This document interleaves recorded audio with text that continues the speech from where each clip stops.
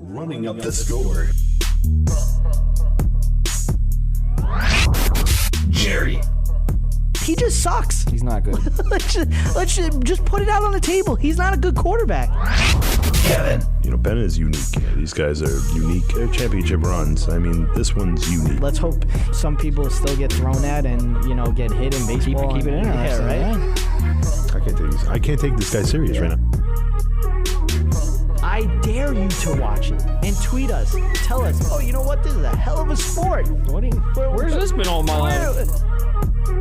The New York Jets you know what they need to do with their second round pick? They need to just start taking it and lighting it up on fire. This is Running Up the Score.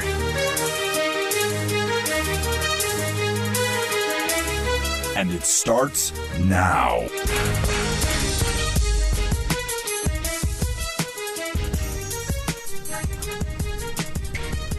All right, it's time to run up the score. Running up the score with Jerry Napoleonello, 605-562-7085. Press 5 to be heard live. Brought to you by Yell-Fi Sports app. We are live on Zeno Live as well as Periscope. We have a lot to get to today. We had another great week of NFL.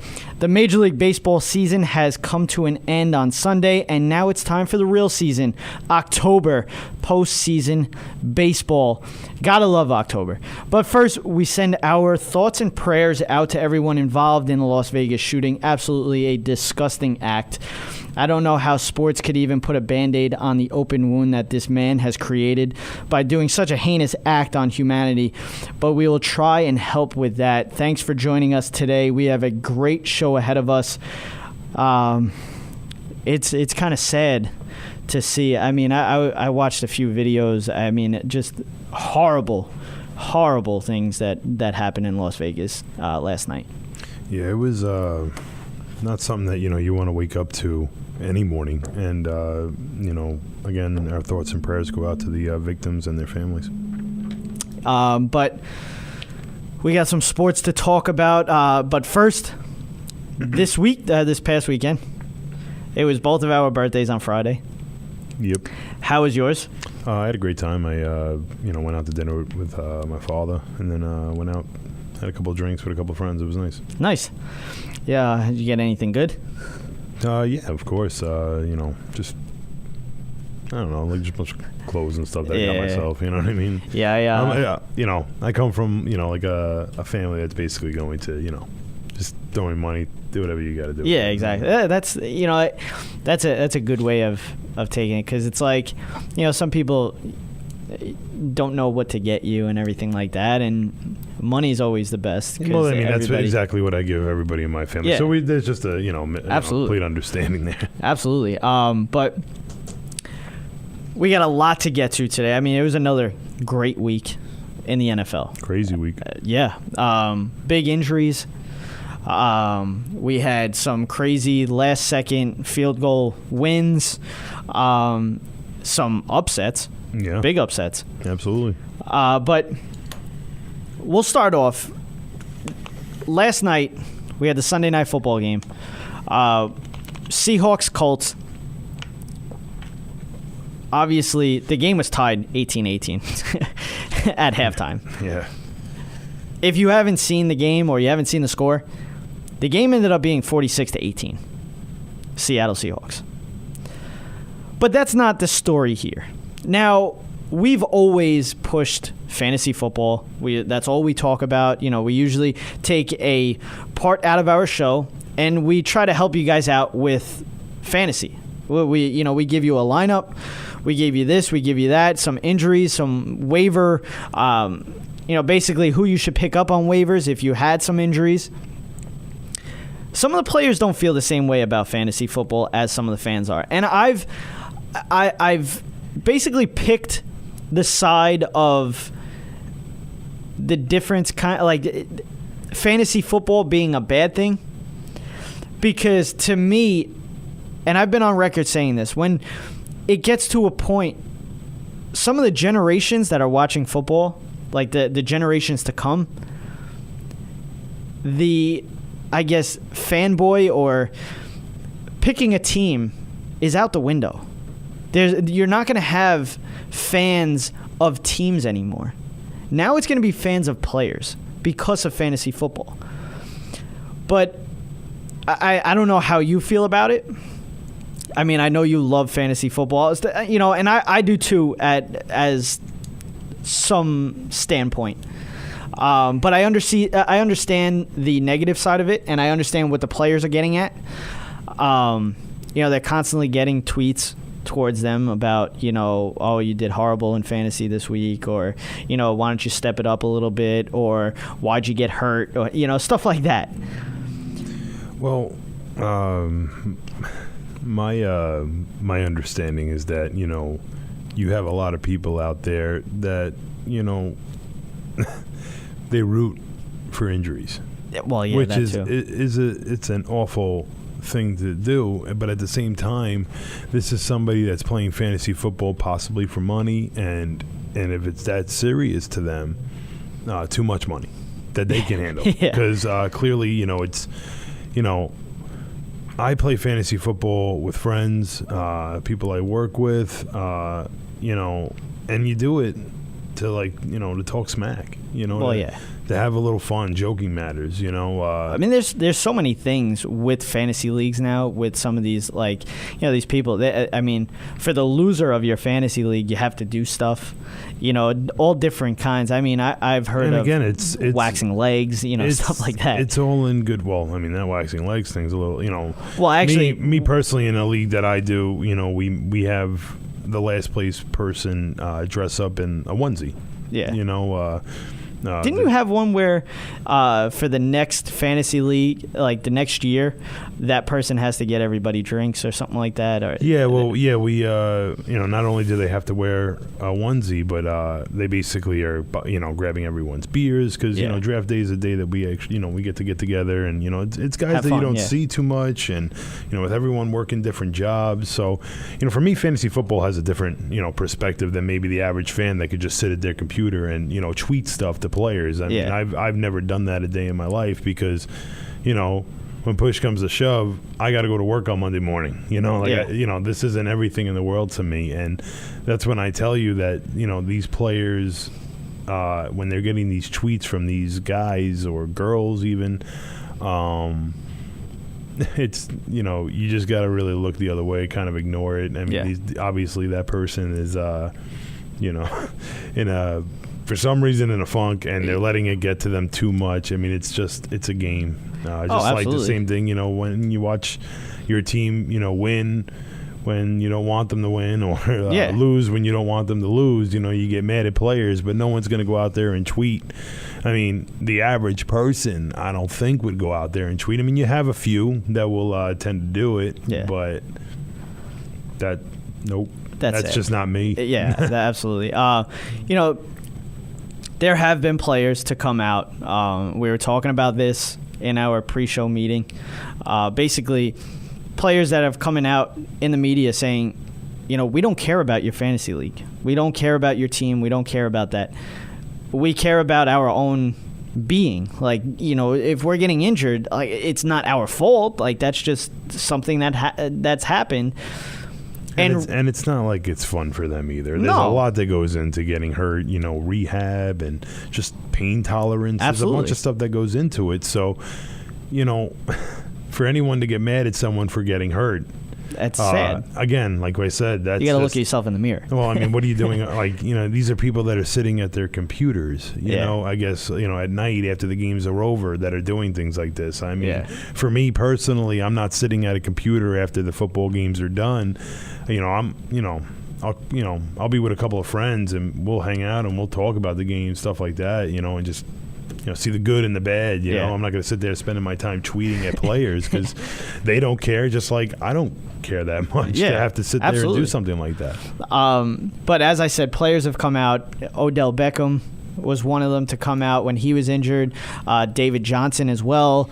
But Richard Sherman hasn't gotten hurt, but his teammate Chris Carson, who has been very good this year for Seattle, for a team that doesn't really have the run game that they expected to or they had. They don't have the offensive line. And Chris Carson ended up getting hurt in this one. And he was asked about it in the press conference. And this is what Richard Sherman had to say about all you fantasy players. It's devastating.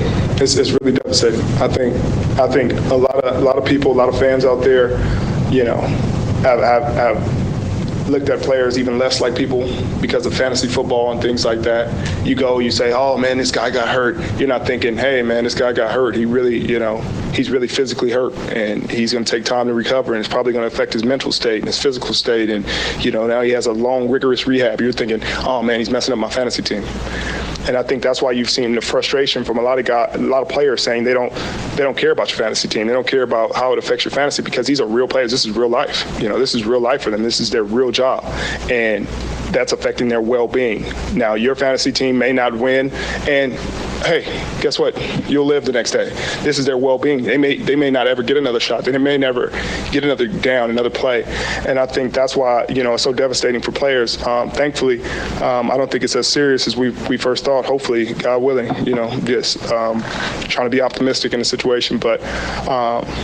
It's terrible when you see things like that, because we know the guys personally.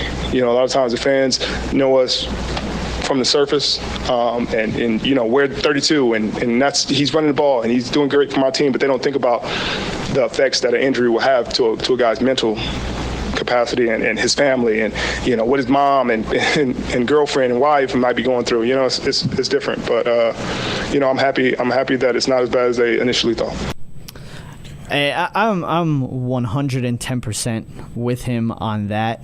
I understand where he's coming from, and to be honest with you, I know we basically want you to play fantasy sports. We promote it on the show. We have, at first with the Tom and Jerry Sports Show, we had the Fantasy 14. We used to do 14 minutes of straight fantasy. You remember that? We used to do that. We always have some kind of fantasy football segment on this show because we play it. We know everybody else plays it. It's very big. It's what is driving football right now. It's what basically has put a lot of sports back on the map. I mean, baseball is the same thing with fantasy baseball. It's a lot different because fantasy baseball is an everyday thing. You have to really devote your whole, baseball season to your fantasy baseball team. But football, it's once a week. So it's a lot easier, but it's fun. It gets people into the game. It gets people watching the game. But there is a life aspect to this. Like, these guys, this is their job. If they get injured, first of all, they don't want to get injured. That's number one. And second of all, like he said, it could be a career-ending injury. Like, what's going to happen then if he can't play football again? So, like, people have to see the actual personal aspect of, the sport. Again, I'm going to just repeat. He said it. Tomorrow's another day. God forbid someone gets hurt on your fantasy lineup. There's another day. You move on from it. And like I said, there's a few that you'll see throughout the time saying things like the way Richard Sherman has said it. But again, at the same time, anyone with any common sense understands that these are human beings out on this football field. And Richard Sherman makes a great point, but he's talking about a very few amount of people as to comparison of people that watch fantasy football. And I know what you're saying. Fantasy football gives certain people a certain perspective, but at the same time, these are the people that are putting money in their pockets. Again, for him to have to waste time during a press conference to make that announcement, this is something that, if I see a friend of mine or just a colleague of mine talking that kind of way towards a certain player, that's their perspective. They have the right to it. And, again, they might not view it the way that's ideal for Richard Sherman, but that's a very few percentage of the people that play fantasy football. Oh, absolutely. That have that mindset. Yeah, and Richard Sherman's always been outspoken. He's always been an outspoken NFL player. So he's always going to say what's on his mind. That's the that's the fact of that. Well, no, I definitely. Again, I do agree with him. I agree with him too. But at the same time, that is not something that should be said in a post-game post-game interview. And it wasn't even really. It wasn't even provoked, I want to say. Like towards it wasn't, fantasy football. I mean, it had nothing to do with fantasy football. I know, they're talking about Chris Carson's injury. Yeah. Why would they ever ask Richard Sherman about fantasy football? Exactly. They just wouldn't. And the fact that you bring it into it was just a pointless statement for you to say. It's not like people are going to hear what you have to say and be like, oh, he's right. Yeah. I'm going to stop doing this. I mean, it's not going to do anything. I mean, people are going to be the way people are. I mean, people are going to be, have the perspective that I have. Absolutely. And people are going to have the perspective of what he's talking about. So... And, like, to me, I'm always going to be a team first fan. Like, I'm always going to be, if my fantasy, like, I always pick my team over my fantasy team. It's whatever. Like, if I have somebody that's playing the Cowboys on my team, I'm not going to, like, root for him to do well. It's not going to happen. Like, I'm not that kind of person. I don't care how much money I put down on my fantasy team. It's just not going to happen. I would rather see my team win a game than my fantasy team win a game. And that's just the kind of fan that I am. And that's why it kind of annoys me that people are player first rather than team first. Because to me, I don't think you're a real fan if that's the way you're going about it. But times are different now. At that point, Jerry, it doesn't make a difference. Whether you view them as a fan of this or this, they're fans of the league. Yeah, and they're going to go out and buy jerseys. They're going to go out and buy NFL is tickets. Always going to love that. So they're just going to make their money. So this is not something that should be objective. But I see what you're saying. I mean, but you got to look at a perspective like mine. Oh, absolutely. I'm a New York Jet fan. Was I expecting a Super Bowl this year? No, of course not. Am I still watching the New York Jets come Sundays? Absolutely. Do I want guys to not do good against them? Absolutely. But, I'm going to pay attention to my fantasy football team come Sunday as well. I mean, don't get me wrong, I do too. I love both, but at the same time, again, I understand. The Jets, come playoff time, I mean, if they're in there, then, of course, towards a couple ends of, games towards the end of the season, you're all into it. You want to see the Jets do good. I mean, you want to see Dallas do good. The Giants, for the Giant fans out there, you want to see your team do really well. But, again, it's something to keep the fan interested for the team that, might not have any shot. I mean, Absolutely. Every Cleveland Brown fan for the last 15 years is still, a fan of the league. Yeah. And fantasy football is a big thanks to that. So Absolutely. For the NFL players to be bashing fantasy football, I understand, again, the perspective, but it's just something you shouldn't be doing in a press conference. Keep it to yourself. I mean, talk about it amongst yourselves in a locker room. Odell, we understand you got hurt. And, I understand these players. They're getting tweeted about it. This is a few of a huge, widespread amount of people that play the game. Yeah. I mean, they just don't. I guess they got nothing better to do. I mean, I don't know what else to, tell a player at that standpoint. But fantasy football is one of the biggest, it's rising more and more every year, absolutely. too. 100%. It's a fun game to play, and yet, and especially the DraftKings and FanDuel. Exactly. And Daily Fantasy has really taken over as well. It's just not going to get removed. We don't care how much the players don't like it. It doesn't matter. But, again, people aren't out there rooting for people to get hurt. Yeah. It's unfortunate for anyone to ever get hurt. I mean, I would never want someone rooting for me to get hurt, so I can understand their perspective. But at the same time, fantasy football is going nowhere, and those comments don't belong on a post-game interview because, the media doesn't want to hear about it. We don't want to hear about it. Yeah. And your own teammates are probably the only ones that are interested, so go speak to them in the locker room. Speaking of injuries, Thursday Night Football, we had the Packers and the Chicago Bears, and there's one part of this game that I wanted to talk about, and that's the Danny Trevathan hit again on Davante Adams. I want to know what you feel about it because I have my opinion, and I'm kind of on the fence about it.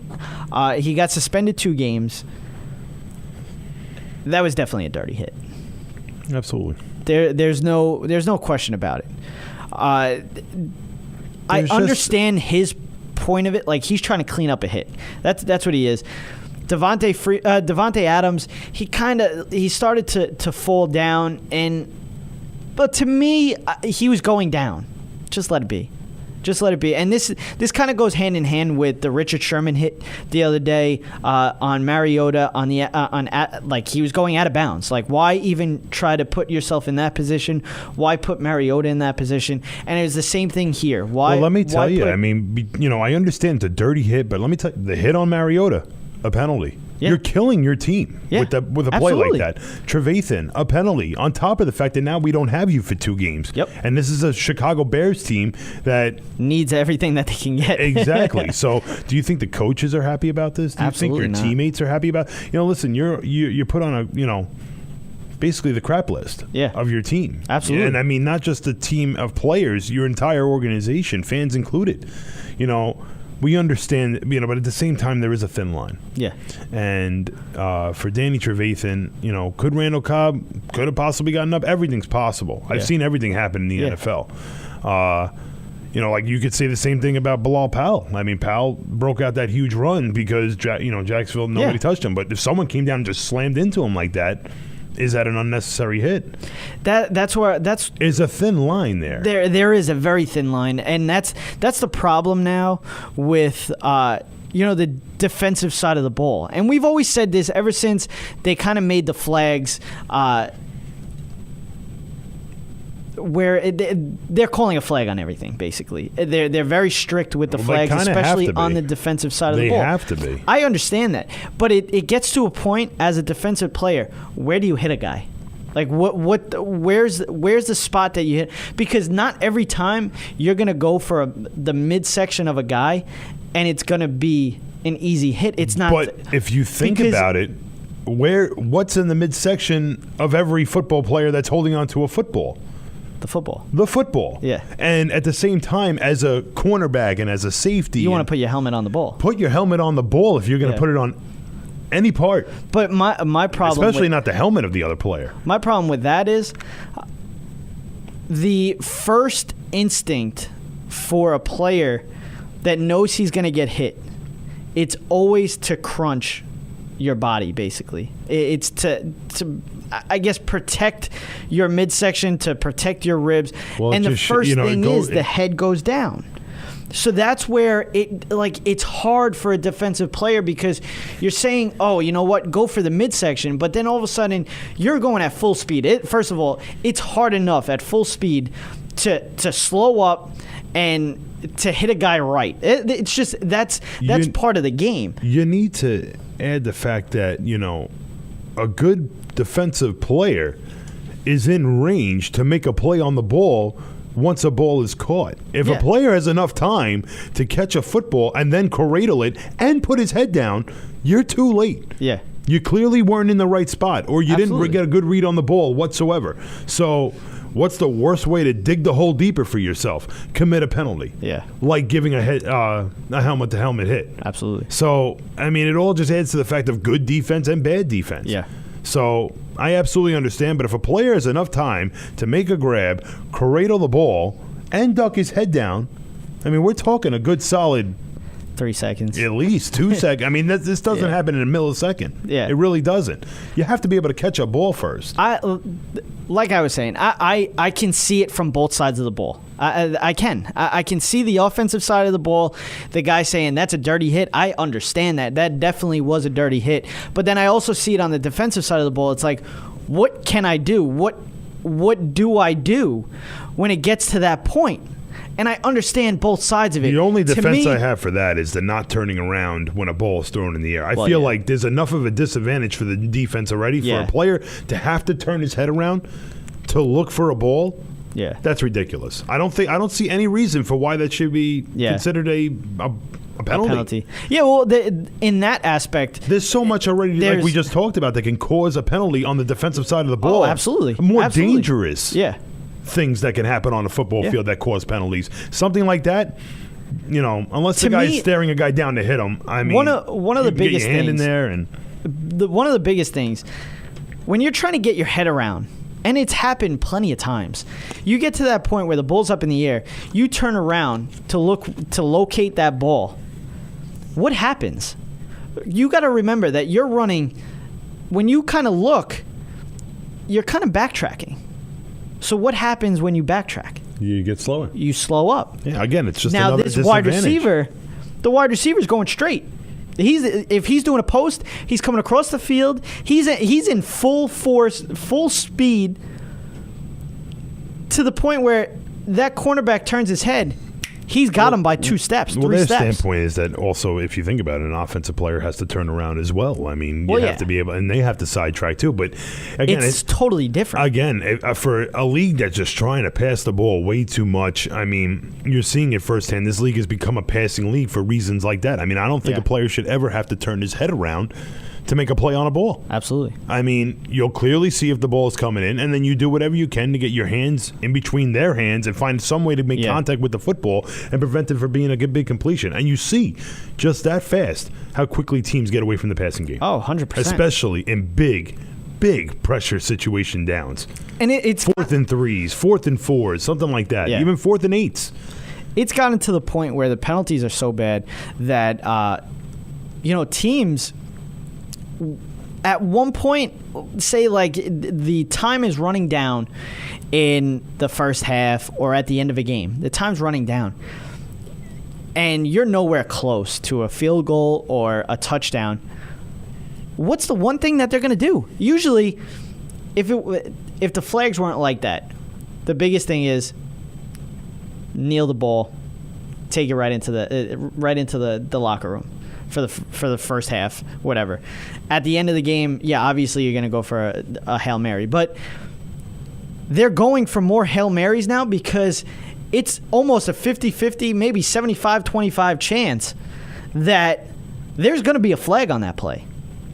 Whether it be an offensive interference or a defensive interference, you're going to see a flag on that play. And now my biggest problem with this now, if you want to be that strict with pass interference calls, all right, I'm fine with it, whatever. Do college rules then. Because the fact that a team could totally just throw up a Hail Mary, eyes closed, doesn't matter, they get a pass interference, that turned from like a prayer to almost a 50-yard penalty. If you want to do, they should do it college rules. If you want to be that strict on the flag, do college rules where it's automatically a 15-yard penalty. It's not a spot foul. It's a 15-yard penalty. You can't do that. You just I don't understand why. You can in this league because it any player that's 50 yards downfield from a defensive side can grab someone by their horse collar and just take them right down, knowing, hey, it's only a 15-yard penalty. I'm not killing my team with this. Yeah. But at the same time, when you go and throw up these Hail Marys that we're talking about, there's the chance for a sack, a fumble, a pick back to the house. I mean, you got your own risk if you want to do stuff like that. So that's why the game is still balanced, but I understand what you're saying. Also, talking about injuries, Dalvin Cook suffered a torn ACL. It's a big blow for the Minnesota Vikings. This changes that whole team because, at first you Did you hear about lose. the injury in San Diego? Who? Their entire audience. Apparently, there wasn't a single person that wants to show up in support of the San Diego Chargers in Los Angeles. Well, that was our next thing. The San Diego, the LA Chargers now, they were nowhere to be found. Nowhere to be found. It was basically a home game for the Philadelphia Eagles. And there's videos. You could, because now I was at work yesterday, and we actually heard it in the broadcast on the radio. Eagles fans chanting, "Let's go Eagles." They even had the EAGLES chant going on. I mean, this was not a good move by the NFL. The Chargers probably should have stayed in San Diego or just got rid of the team altogether. But that's not here nor there. But to me, this move was ridiculous, not only because of having two teams in LA now, but moving them to a place that holds only like 20-something thousand people, not to mention they tarped off seats on the upper deck.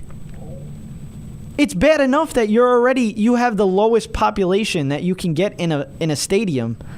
then you tarp off. I mean, you're probably tarping off 2,000-3,000 seats. It's bad. I know.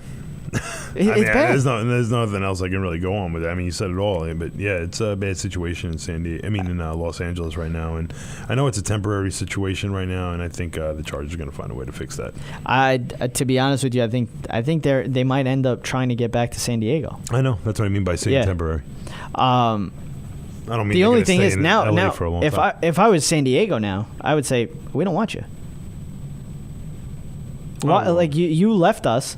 I mean, not that it's going to happen because San Diego is going to look at it like, all right, well, we're going to have a professional team back here, and that opens up a lot. I mean, that's the biggest thing, and it's actually perfect because we talk about we're both Islander fans here.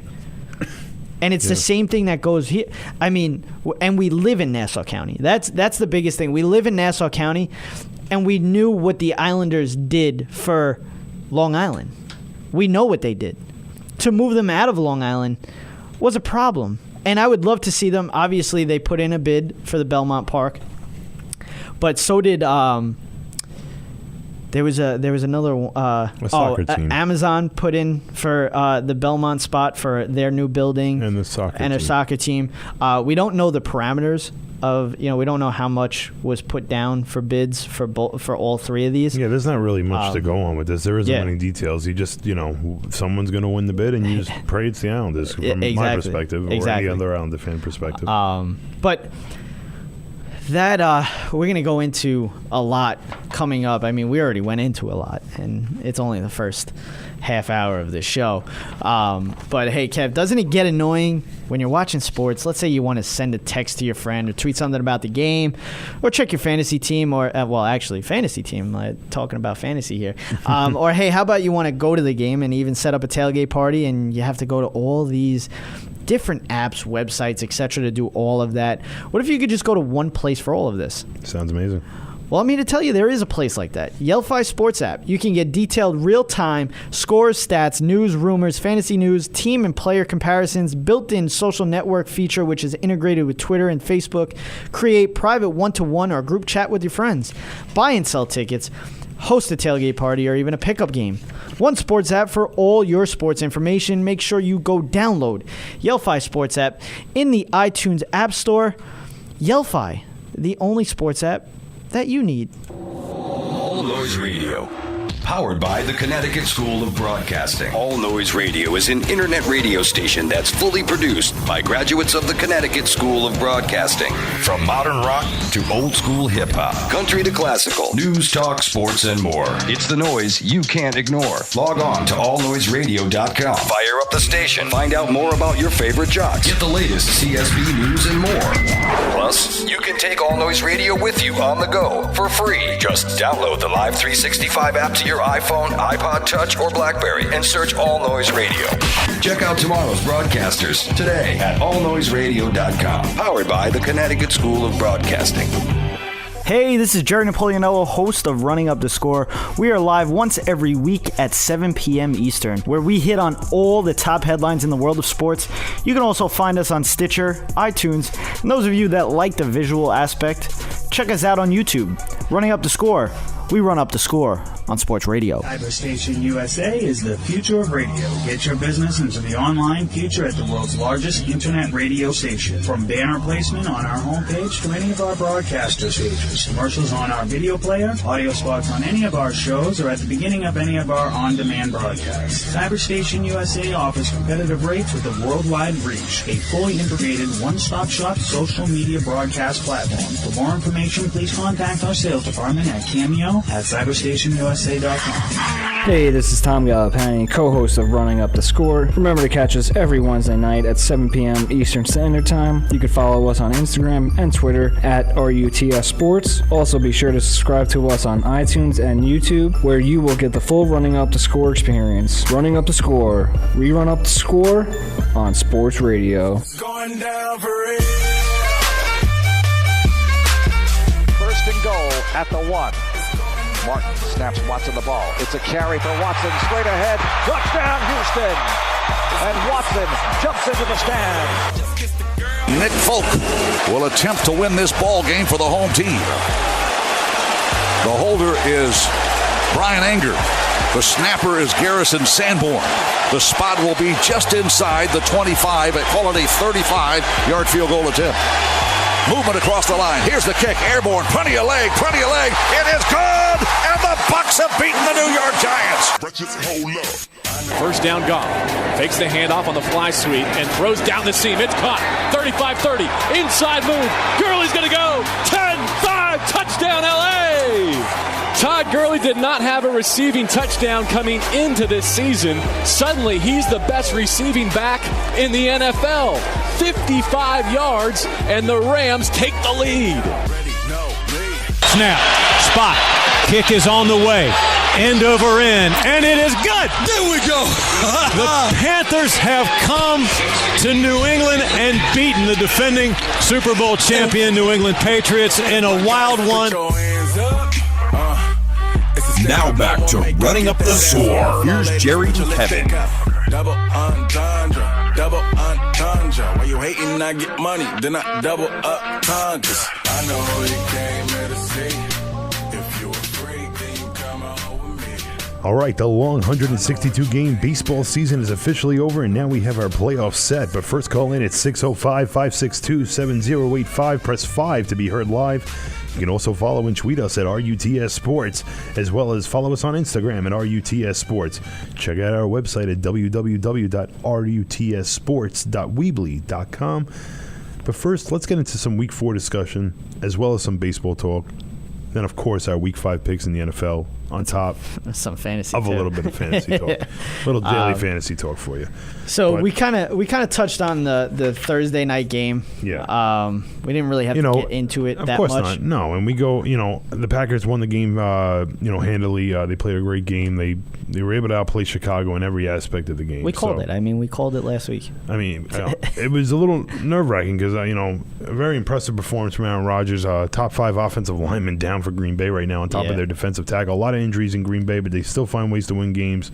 And you're a Green Bay fan, you should be very happy because you're still not even fully healthy and you're playing some great football. Absolutely. We moved to London. The Saints and the Miami Dolphins. And the Miami Dolphins, I think it's official, their offense is garbage.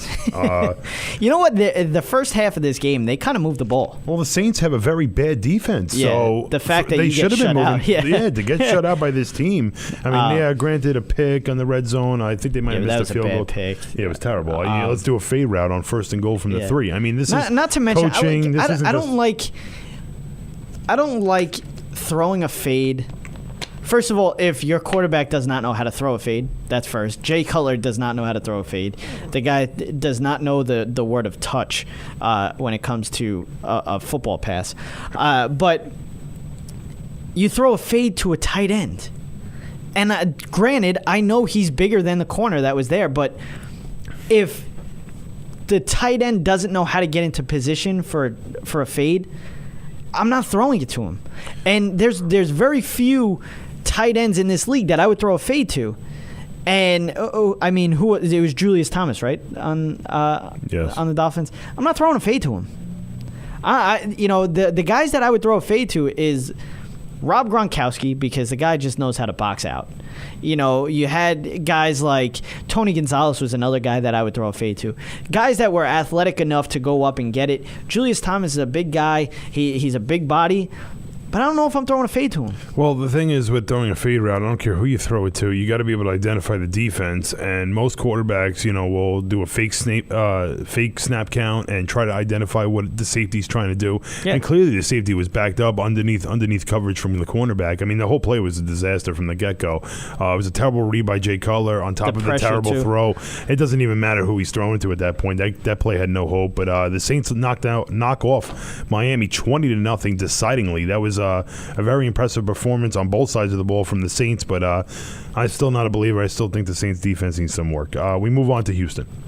Houston put a beating on the Tennessee Titans. They win 57-14, and Deshaun Watson had a day. 4 passing touchdowns, 1 rushing touchdown. I think he had 300 and something yards. He had a big day. And my question to you is he the real deal?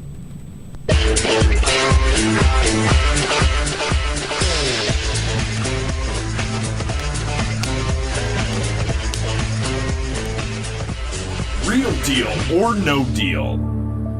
So that's the question. Is he the real deal, or is he a no deal? Oh, without a doubt. Deshaun Watson has shown promise from the very get-go. This was the guy last year coming out of Clemson before the season had started for college football, was the undecidingly number 1 overall pick. And for the Houston Texans to get a quarterback like this towards the back end of the first round was one hell of a steal. Deshaun Watson is, without a doubt, the real deal. Uses his legs, got great football smarts, and everybody in Houston loves him. Obviously, especially after the way they started this season without him under center and the way their season's progressing now, every Houston fan should be very excited to have a quarterback under center like Deshaun Watson. You want to compare him to Russell Wilson, go right ahead. But the way this guy's able to use his feet is something that I haven't seen, like we talked about off the air, in Dak Prescott and Cam Newton. This is what had the success of these other quarterbacks. Dak Prescott had great success when he was able to run the ball using himself. Yeah. And, Cam Newton the same way. You see a lot of quarterbacks still doing it, and they still have a lot of success. And Kaepernick can go right into the talk as well. The guy stopped running with the ball, and turned out to be an awful, efficient quarterback. Yeah. So some guys are not pocket passers. That's just what it is. And to me, I think yes, you need to be a very good pocket passer. That's just, if you want to be successful in the NFL, you need to be a pocket passer. But now it's kind of flowing more towards the guy that can be a pocket passer but also use his legs when he needs to. And we're seeing it now with Eli Manning. He can't move, and he's struggling. Your job has always been, as a quarterback, to win games. Yeah. You find a way to win games. Right now, Deshaun Watson is finding ways to win games for the Houston Texans. He put Houston in every standpoint and every perspective a good chance to beat the New England Patriots in Foxborough last week. And they probably should have beat them. They should have. I mean, I think that ball hung up for a very long time. The safety made a bad break on the ball, and that ball should have never been caught by Brandon Cooks. But at the same time, the offensive side of the ball has been no problem for Houston since week 1. This is still a team that does not have a great offensive line, but when you have a quarterback that can move around in the pocket and find ways to extend plays. It's a deodorant, basically. It's a deodorant for a bad offensive line. You need to be able to extend plays. Yeah. And right now, that's what Deshaun Watson's doing. That's why he has got my vote to be the real deal. Absolutely. And I agree 110% that he is the real deal. And I said it even in the draft talk that he is the real deal, and that he should be with one of, if not the top quarterback taken. But we had the Jets and the Jacksonville Jaguars. Jacksonville got smoked. They smoked. Who'd they play in London? They beat week Baltimore. Before. They beat Baltimore. That was big. And I said earlier that the Jacksonville Jaguars, the London trip was going to be big, and that was going to really put a hinder on them, but I still thought they were going to win. But the Jets get the W in this one in overtime. The Jets found every way to lose this game, and they still won it. So, I mean, Jacksonville, you got to really hang your heads. This was a bad loss for them. But from what I'm seeing from the New York Jets, you're seeing an offensive line that not a lot of people gave credit. And right now, the Jets are running the ball really well. And if you can run the ball and play great defense, and there's no reason to think this Jet defense was going to be taking a step back from last year. Yeah. They were still an efficient defense. They got a great front line. All right, their corners could be a little better, but right now, when you have a front line that can put pressure on the quarterback, you're looking at corners that need to defend for 3 or 4 seconds. Anybody could play great cornerback in those situations. On to New England. Carolina 33, New England 30. New England drops their second game of the season by week 4. They have the same record as my New York Jets. And it's a big part of the fact that not every New England Patriot fan is noticing. I'm seeing it on Barstool Sports. It's a headline all over the place. This isn't Tom Brady's fault, but this is 100% the fault of the New England Patriot defense, who has shown me absolutely nothing. 32nd in the league in overall yards given up per game. you have fantasy guys. I mean, you're starting guys against New England all day long. And for New England guys, take the credit because you're going to have to put up 40 points a game if you're going to try to win games in this league right now. And they were down. They were down pretty big. They were down by 2 touchdowns in this game. The defense found a way to get them back into it. But when they push came to shove on that last drive of the game, they just can't get stops. Detroit, Minnesota. We're not really going to get much into this game. Detroit wins. These teams actually stopped each other for once. So Detroit wins this one 14-7. Good win on the road. Yeah. Buffalo at Atlanta. This was probably the biggest upset of the week. Why would you think that's an... I'm just kidding. I lost with Atlanta in a suicide pick, so I absolutely know that this was an upset. Buffalo played great. They have shown all year long that their defense is shutting everybody down. Yeah. No one has had great games on the defensive side. Look at the Carolina Panthers. And nobody expected this either. Look what Carolina did against Buffalo, and look what Carolina did against New England. There's your difference in why Buffalo leads this division right now, and the New England Patriots are sitting behind looking up. Yep. Pittsburgh, Baltimore. My thing with Pittsburgh, and we know Baltimore just isn't getting anything going on offense, but Pittsburgh, I feel like this team is ready to implode to me.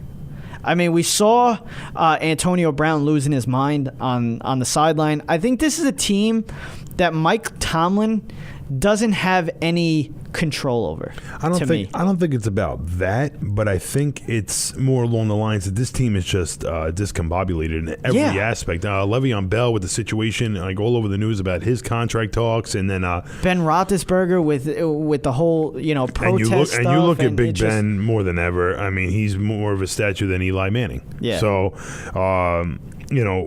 Pitt played a great game. Baltimore has not shown much at all. You want to talk about another quarterback that doesn't use his legs whatsoever is Joe Flacco. So, you're starting to realize that in this league, you can't, you can be a pocket passer like Tom Brady, but you got to be able to move your feet and extend plays. Yeah. And if you're making bad decisions from moving your feet, then you're not playing great quarterback in this league, and it's going to lead to you taking a one-way trip out of the NFL. But a great win for Pittsburgh on the road. We all talk about how Pittsburgh's not that great of a road team, but they find a way to get a good win against a division foe. Cincinnati and Cleveland in the other division matchup from this division, not so close. We had Cincinnati and Cleveland. Cincinnati wins this one 31-7. We're not going to talk about this game. The Rams and the Dallas Cowboys. To me, and now this is me talking about as a Cowboys fan. This team does not know how to make halftime adjustments at all. They felt like they could have took what they did in the first half, where they played very well on offense, and they it's like they didn't think that the Rams were going to change things. Wade Phillips is one of the best defensive coordinators in the league right now. Sean McVay, yes, he's one of the better, offensive minds in the league, and he's only 31. So this is an up and coming team. This team, it's got a rock star coaching staff. It's got solid young players on this offense and defense. Jason Garrett and Rob Marinelli need to know how to make halftime adjustments. They haven't done it in like 3 years. That's the biggest problem. They're focused so much on running the ball and getting Dak. You have to figure something out. Something's going to change in the game. You're not going to be able to do the same thing all game long. The team makes halftime adjustments. That's what you have to do. They don't even. They barely even scored in the second half. It's a problem with the Dallas Cowboys. Jared Goff is showing flashes of what he was supposed to be as a number 1 pick in this league. Are you done with this rant yet? No, not yet. Let me tell you. I'll tell you exactly what I saw on the football field, and from a non-fan perspective, I saw a team that didn't need to make any adjustments in the first half because they were playing very, very well, pounding the rock, trying to use the play action to play off it. Again, this comes down to the performance of your man under center. This guy is absolutely. I'm sorry, he's not better than Tony Romo. He never was. Between you and me, definitely think Tony Romo should have had that job back at the end of the year. Hey, and listen, if he gets that job back, he's probably not retired. Speaking to the choir, I have always been a Tony Romo fan. I've been on his back. I've said to everybody, and everybody thinks I'm actually insane for saying this. That I think Tony Romo should be the quarterback of the Dallas Cowboys right now. I absolutely agree, and you see the knowledge that he shows, but at the same time, there were no adjustments to be made for the Dallas Cowboys. They were playing a very efficient game. Listen, you need to have your quarterback come up for you when you need it late in the game. Yeah, and absolutely. he just wasn't able to perform late in the game. And I'm sorry, but go to the other side of the football right now. I understand you lost Sean Lee. Clearly, there's a hole there. That was big. They can't stop the run. If you can't stop the run, you're not going to beat every quarterback's going to look like the next number 1 overall pick or what they should have been, because when you can run the football, you can't get pressure on a quarterback. Absolutely. Jared Goff had all day long because of the threat of Gurley. It was bad news for the Dallas Cowboys that entire second half. From a fan, no fan perspective, the Dallas got to make adjustments. Like you said, I understand. But there wasn't a single adjustment they could have made on defense that was going to stop what the Rams were doing. No, it's personnel at that point. Are the Rams the real deal? The Rams are a very good team. They are a very good team. But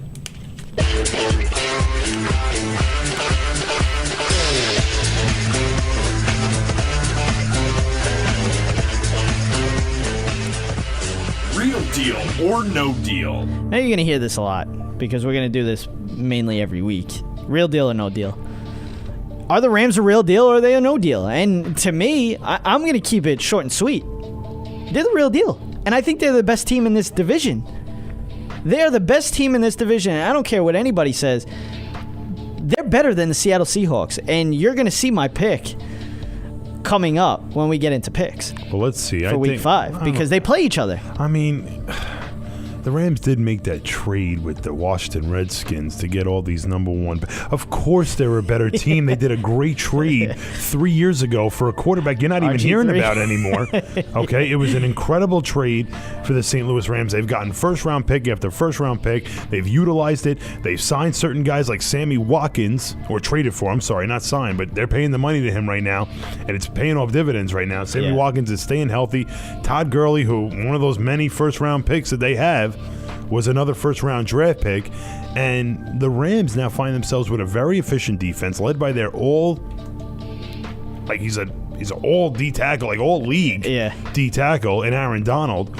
And, he starts off the stopping of the run, like something we just talked about, even with the Dallas Cowboys. You got to be able to stop the running game. Elliott did a great job in that first half. There's no doubt. Absolutely. But they found a way to adjust, and they found a way to stop it. And, I mean, they literally stopped it right in its tracks. Now, if you can make adjustments and put a performance like that up against a very, very good Dallas Cowboy team in Dallas. So do you want to hear who the Redskins actually really lost in this trade by who the Rams got? Michael Brockers. They ended up getting Janoris Jenkins, which obviously now is on the Giants, Isaiah Peed, Rakevius Watkins, Alec Ogletree, who's their best player on defense. Well, he's their quarterback of their defense other than Aaron Donald. Stedman Bailey, Zach Stacy, and Greg Robinson. I mean, that's a... It's just a big return for RG3, and obviously with RG3 not being in the league anymore, it's a great trade for the absolutely. LA Rams. They are the real deal. There's no doubt. We have 2 real deals in one show today. Yeah, we did. 2 real deals. And, we're going to just... Let's get a couple of quick scores for you. We have the Philadelphia Eagles knocking off the Chargers. Chargers in trouble right now. The Giants, same way, losing 25-23 on a walk-off field goal. Giants in a lot of trouble as well. Oakland got to find a way to start winning games, especially against division foes. Denver plays a great game. Their defense is unstoppable at home. Arizona and San Fran, and honestly the most exciting game. I'm kidding. Arizona wins 18-15. What's up, field goals? And the Indianapolis Colts we touched into. 18-18 at half. Wasn't the same at the end. No. But we finally, the baseball season is over. We're not going to get much into this because the games start Tuesday. We have the Yankees against the Twins. It's going to be in Yankee Stadium. You'll see Severino on the mound against the Twins on Tuesday. Rockies and the Diamondbacks are also the other NL wildcard game. The winners of these games, the Yankees and Twins, they go up against the Indians. Red Sox and Astros are playing each other Thursday. Both of these games will be on Thursday, so we start Thursday. AL Thursday, NL Friday. We got Dodgers and whoever wins this, Rockies and Diamondbacks. And then we got Cubs and Nationals. This is going to be a great October for baseball. I think this is going to be a lot of fun to see. Do the Nationals take the next step? Are the Dodgers going to come back to what they were in the beginning of the season? Can the Cubs come back to what they were last year? There's a young Yankee team take their power and power through the AL. Red Sox and Astros, a young Astros team, do they take the next step?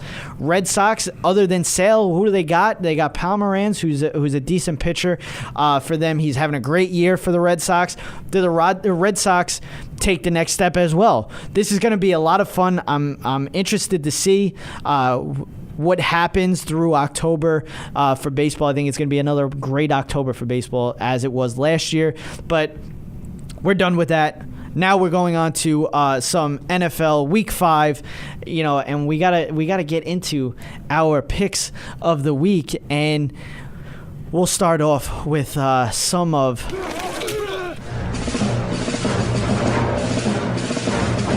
It's time for Running Up the Score picks and predictions for Week 5. All right. So we'll start off Thursday Night Football. New England at Tampa Bay. New England 2-2. Tampa Bay 2-1. Patriots coming off a loss to the Panthers, and Bucks coming off a close win over the bad Giants team. I think Pats get back on the win train, and Bucks move to 2-2. I'm going to disagree with you right off the first game. I think this is by far probably the best Thursday night game we're going to get all season long, and it's going to be in Tampa Bay, Florida. I think Tampa Bay gets Doug Martin back. I think they played really well and really efficient against a good Giant defense to find a way to win that game. New England's defense is in chaos, and I honestly think it's going to be more of New England trying to keep up with Tampa Bay. I think Tampa Bay wins this game. New York Jets 2-2 at the Cleveland Browns 0-4. Yikes. I'm just glad it's not Thursday night, man. Jets Browns, this game is going to hurt your eyes, but the tank season for the Jets continues to go down the gutter. Only the Jets would know how to screw up a tank job. Jets win this one. I think so too. I think the Jets are just getting a good push. I think they're going to see a Cleveland Brown team with their number 1 overall pick, Myles Garrett, coming back, and I want to see, just from a Jet fan perspective, what the offensive line can do next week as well. I mean, if you have a great offensive line, there's much to build from that. I think the New York Jets win this game and say goodbye to Sam Darnold with it. Carolina 3-1 at Detroit 3-1. Cam Newton finally played Cam Newton football. Will this continue? I think it does, but Lions still pick up the W. I agree with you with the Lions picking up the W just because of the home game. I think Carolina goes right back to having their struggles. Cam Newton started to use his legs a lot more. New England's defense is very bad. We've talked about this. I think it's a big reason why Carolina found ways to make plays, but Detroit's defense has been very efficient all season so far. I think they get a home win. San Francisco 0-4 at Indianapolis Colts 1-3. Rough game with two bad teams, but I think Colts win. I know the Colts win because this game is too important for the Colts. I think San Fran, it'll be a good game because both teams, there's not much of a difference there, but I think the Colts, this is a very important game at home. It's a must-win if you have any chance at keeping up in this division with Andrew Luck returning. Tennessee 2-2 at Miami 1-3. Titans coming off a horrible loss to the Texans and lose Mariota in this one as well. I think with or without Mariota, Titans win. Dolphins couldn't score a point in London, and now they are coming back to play a week later. I say back-to-back shutouts. I think Miami being at home will be the difference maker here. I think it's a big difference of whether or not Mariota plays or not. I think if Mariota plays, this is Tennessee all the way, but I think Miami has a chance to get back to 2-3. Buffalo 3-1 at Cincinnati 1-3. Bills, the first place team in the AFC East. Yes, I said that right. And yes, Tom Brady is still in the league. Bills beat up on the Bengals and win on the road to stay atop the AFC East for another week. I disagree. I think Buffalo right now, if you wanted to talk about real deal, no deal, I think you're going to go with no deal for me on the Buffalo Bills. I think Cincinnati at home gets Burfict back. I think Cincinnati's defense is a huge upgrade with that man under, being the captain of that defense. I think Cincinnati the last couple of weeks, his offense has found ways to move the ball. I think Cincinnati wins this big game that they really need at home. The LA Chargers 0-4 at the New York Giants 0-4. A tale of two bad teams, but I think Chargers are worse. I think Giants pick up their first win. I think the Giants have found ways to clean up certain aspects of what they were missing out of their team. I think the New York Giants have found ways to move the ball a lot more. Their defense is definitely going to be efficient. They're definitely a better defense than what the Chargers have been throwing out there. I think the Giants win on account they have a better defense. Jacksonville Jaguars 2-2 at the Pittsburgh Steelers 3-1. Jacksonville is coming off a bad loss to the Jets, which I said they would struggle coming off a London trip. Steelers Steelers have shown somewhat of what their offense should play like, but still a little shaky. I think this game is close, but Steelers pull off the W. I agree. I think this game is a very close game. I think Jacksonville gets to Big Ben a couple of times in this game. If you're a Big Ben owner in fantasy football, you better pray he stays healthy for this one. Calais Campbell and company is coming, but I think Pittsburgh still wins this game because they're at home, a very close one. Arizona Cardinals 2-2 at the Philadelphia Eagles 3-1. Arizona is rough to watch this year. Their 2 wins have come against bad teams and on game-winning drives in overtime. They aren't a good team. Eagles have Carson Wentz, who's playing very well, and they've been pretty decent all year. Getting wins against bad teams, but Eagles add to their wins against bad teams this week with a W over the Cardinals. This is going to be my upset of the week. I think I'm going to go with the Cardinals knocking off the Eagles. The Eagles have shown nothing but greatness from the very get-go of this season. I think the Arizona Cardinals the last couple of weeks have proven that they could stop the running game. I don't think there's much in Philly to show a bit much of a running game, so I think Arizona runs the ball better in this game, and I think it leads to the win. Seattle Seahawks at the LA Rams. Seattle being 2-2 and Rams being 3-1. Rams, no matter how bad they were and how good the Seahawks were, they always gave the Seahawks a hard time, especially at home, and I say it all the time. Seahawks are not a very good away team, but this year the Seahawks aren't great, and Rams are a very good team. That being said, Rams win this one. It doesn't matter who the better team is out of these two. These games are always super close. I think the Rams win this one, but again, a close game on account that every single time these two teams meet, no matter how good Seahawks were or how good the Rams weren't, and vice versa, this game's always a close game. Absolutely. Rams win early.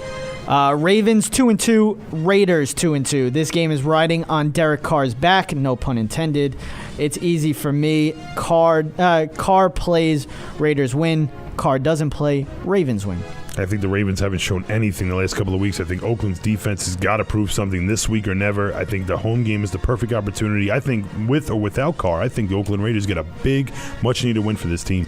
Green Bay 3-1 at Dallas 2-2. Dallas's offense has been a total disappointment to this point in the season, have not even come close to last year, and unless they really control the ball and beat Packers in time of possession and keep the defense and Aaron Rodgers off the field, Cowboys will move to 2-3 and the Packers will pick up the W. Well, I see a different perspective of this game. I think you're looking at Dallas coming back. They're at home again.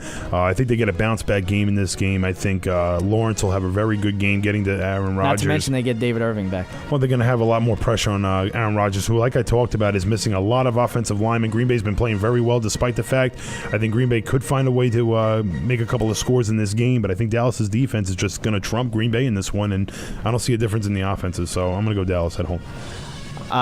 Sunday Night Football, KC 3-0 at Houston 2-2. I think the Chiefs will be coming into this game as the only 4-0 team in the NFL left after tonight's Monday Night Football game, as well as Deshaun Watson played on Sunday. I think Kansas City is the best team in the league, and I think they continue being undefeated with this win over Houston.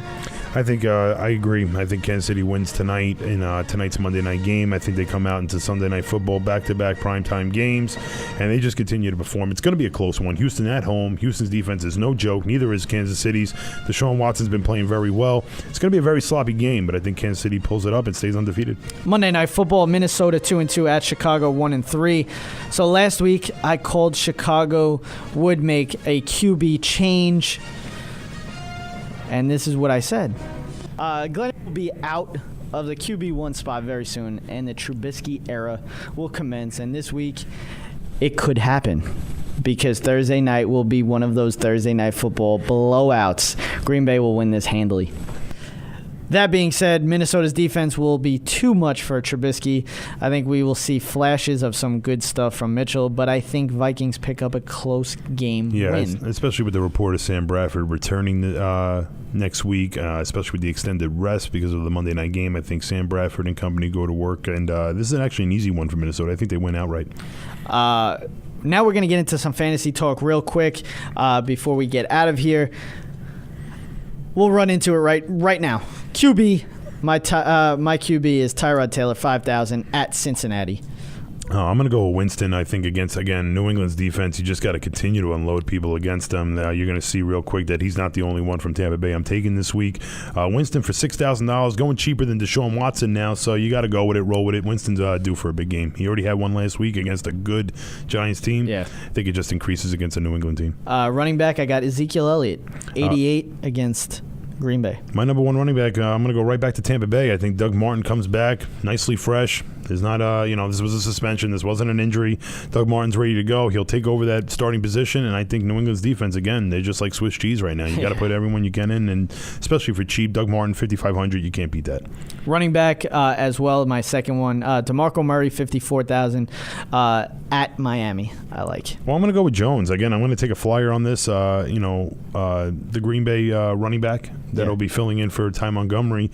He's going for cheap, $5,100. I mean, it could be cheaper, but again, you got to take what you can get. You got to try and fill holes, and I think Jones fits a good running back number 2 this week. My wide receiver 1, Alshon Jeffrey, $5,800 against Arizona. My number 1 is Mike Evans. Again, back to Tampa Bay, back to more work. I think, again, I really am banking on Tampa Bay putting up 45 in this game. I think New England's going to put up a lot of points. I think it's going to incline Tampa Bay to have to continue to score.